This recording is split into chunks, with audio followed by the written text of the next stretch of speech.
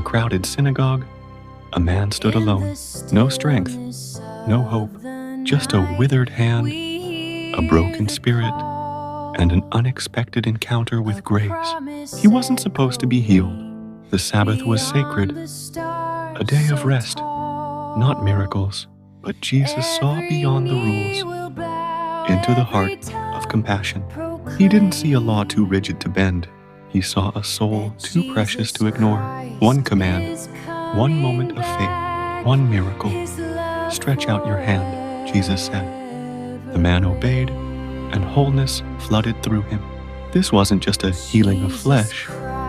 It was a restoration of spirit. Jesus' actions remind us that true faith isn't about following rules. It's about following love.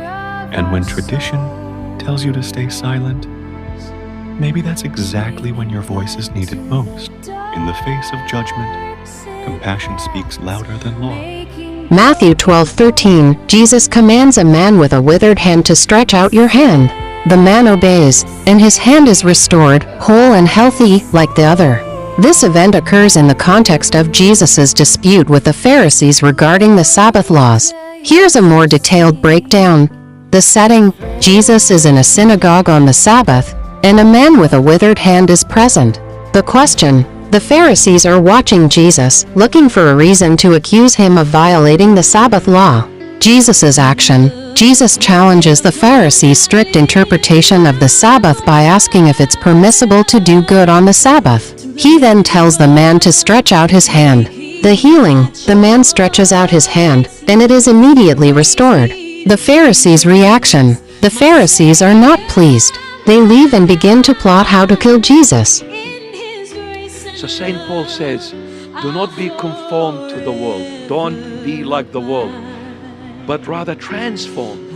And then the question is, St. Paul, how do I get transformed?